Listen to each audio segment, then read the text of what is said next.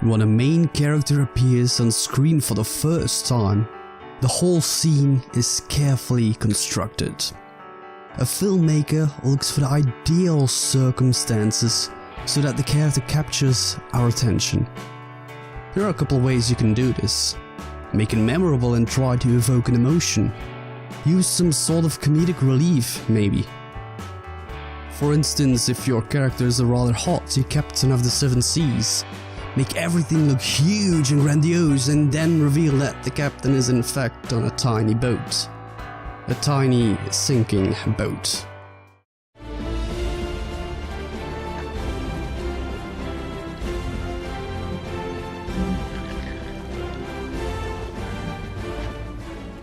Or you can show soldiers in the midst of a raging battle, where blasts are flying everywhere, overlaid with some uplifting music that all of a sudden becomes menacing.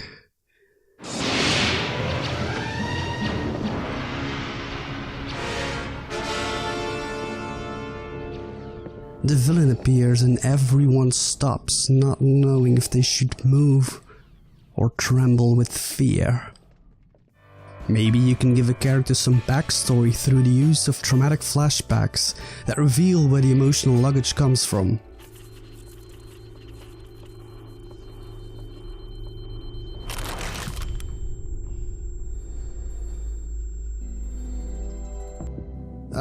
Yes, Stranger Things. The hit series that took everyone by surprise with its authentic yet moody 80s atmosphere, dripping in almost melancholic nostalgia. Now that I made a segue to Stranger Things, let's talk about the first scene where we meet a couple of our main characters and see what kind of information is hidden in that scene. The Duffer brothers invite us into the world of 4 teenage boys, and they try to make us believe in the perception of their reality. All it needs is a basement, a simple game of Dungeons and Dragons, and some very precise directing. Now, if you have not seen Stranger Things yet, get out right now, because there will be spoilers. Let's begin. Just by looking at the scene, it's possible to extract a lot of information about these boys and a couple of other characters.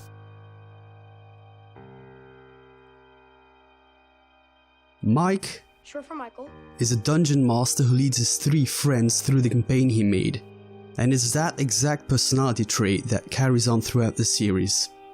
In a lot of situations, it's Mike who either instructs the others what to do or has the last word.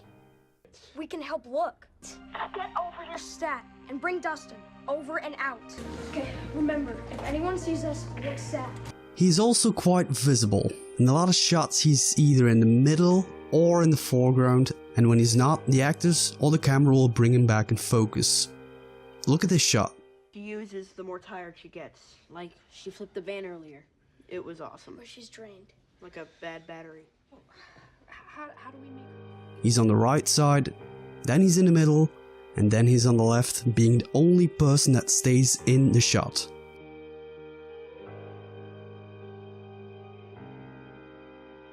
Let's go back to our first scene. A dangerous monster has appeared in the game and now the others have to react.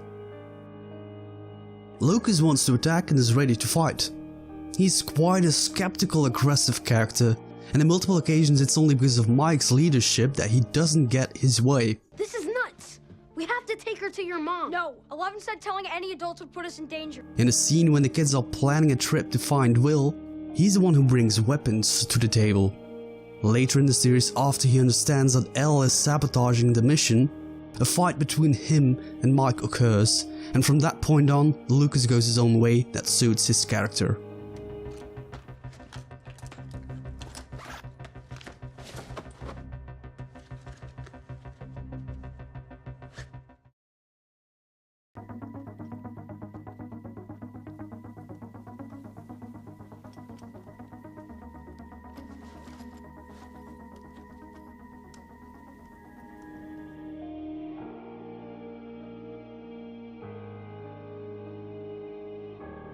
In the Dungeons and Dragons scene, Dustin is the one who wants to cast protection. In the show, that's exactly how he behaves.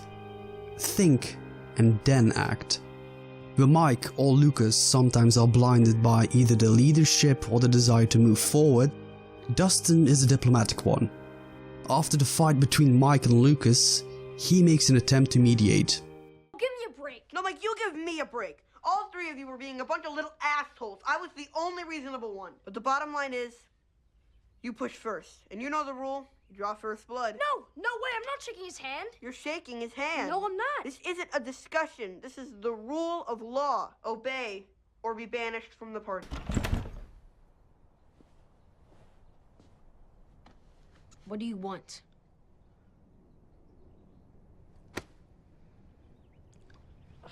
I drew first blood, so... Dustin also brings the comic relief in Stranger Things. Where is it? Oh my god, oh my god, oh my god, oh my god, oh my god, oh my god, oh my god. The Madmen are coming! Mad Hen, does that mean anything to you? Like a code name or something? It's important that we come together as a community.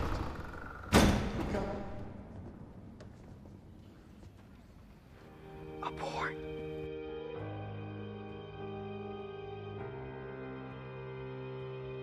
Let's examine the first scene again, and I want you to take a look at Will. The Demogorgon! We're in deep shit. Will, your action! I don't know. Fireball I'd him! have to roll a 13 or higher. Too risky. Cast a protection spell. Don't be a pussy. Fireball him. Cast protection. The Demogorgon is tired of your silly human bickering. It stops towards you. Boom! Fireball him, Will! Stop! Boom! Cast protection. It was in anger! And fireball! He hardly says a word and gets overrun by his friends. Later, when Dustin and Lucas are a bit trash talking about Nancy, he doesn't say anything. He'll erase himself completely in order to make others happy. Don't you even like baseball? No, but I don't know. It's fun to go with him sometimes. Come on. Has he ever done anything with you that you actually like? You know, like the arcade or something? I don't know. No. Alright, he hasn't. He's trying to force you to like normal things.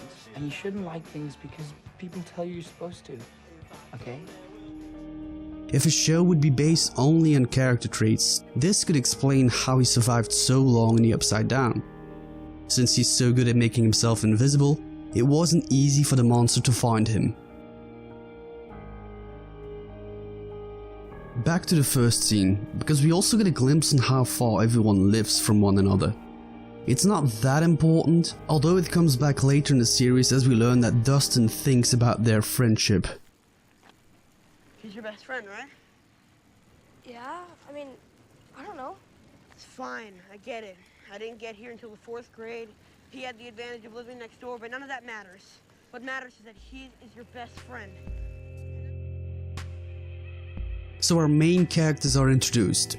What else can we learn from this scene? Well, there are of course some side characters, and some of them become more important later on the show.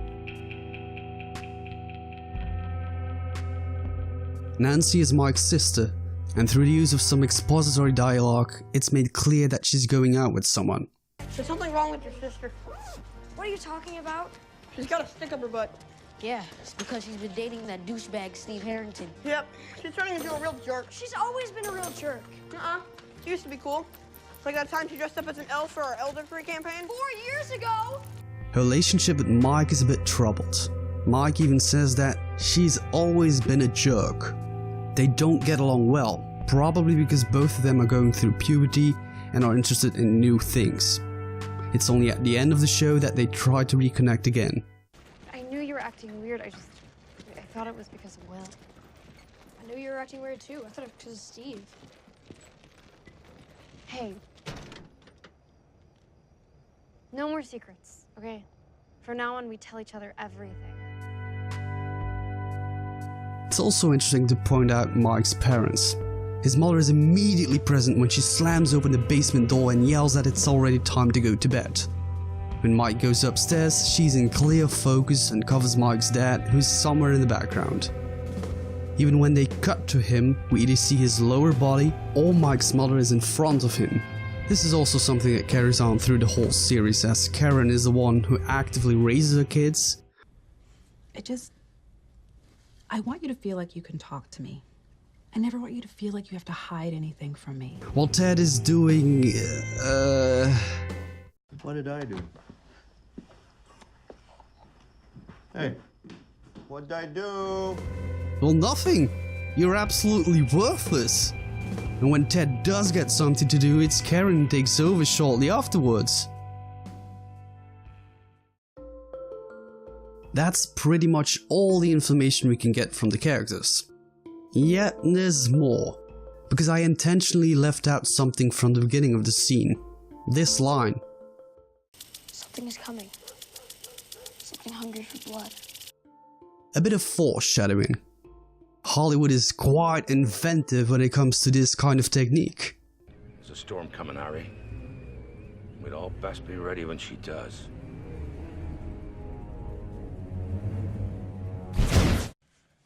There is a storm coming! There's a storm coming, Mr. Wayne. The storm is coming. Storm's coming. What did he just say? He said there's a storm coming. Yeah.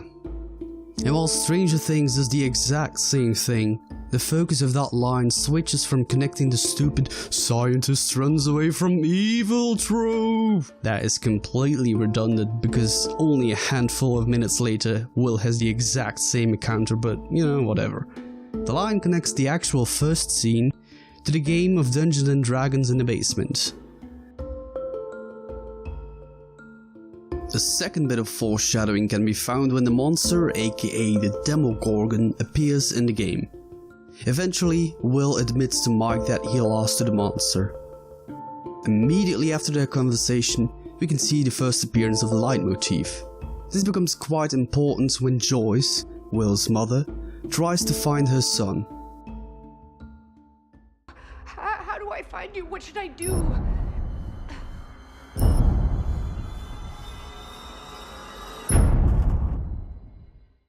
And that's how you introduce characters to the audience.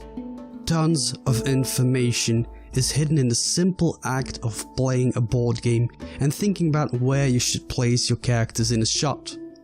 Without telling us specifically who is who and how they relate to each other, the Duffer Brothers have perfectly introduced a couple of the main characters. All we have to do next is sit back and relax.